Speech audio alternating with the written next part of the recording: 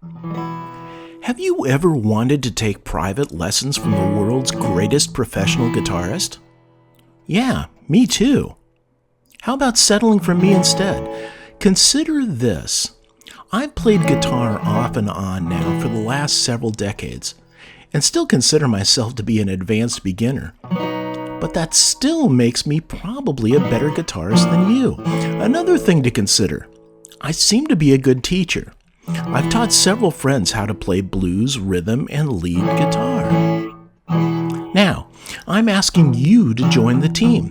Not because I'm a great guitarist, I'm far from it. Not because I've developed some revolutionary new teaching method, though I may have, you don't know. Not because I'm out to make $1 million, though wouldn't that be cool?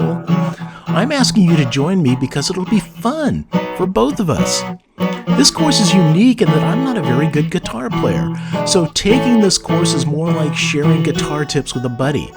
It's less intimidating than spending lots of money learning from a professional. So come on, let's play some blues guitar together. There are few things more rewarding on this planet than making music with someone. We'll begin with learning how to play open E and open A power chords, the core of the blues and rock and roll, using just one finger. Then we'll add that B chord using the second finger, and from there we're off to the races. Power chords, open chords, bar chords, rock and roll rhythm, and blues shuffle rhythm. It's all here in guitar diagrams and tablature. The course includes information on how to play lead guitar and comes to a climax with a solo blues intro and shuffle, turnaround, and singing and lead conclusion. By the end of this course, you'll know everything you need to play beginner blues rhythm and lead guitar. Or your money back. No, seriously, Udemy offers a 30-day no-questions-asked money-back guarantee on courses purchased.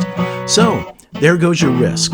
So if you ever wanted to learn how to play blues guitar, why not join me for a one-on-one buddy session while we learn together?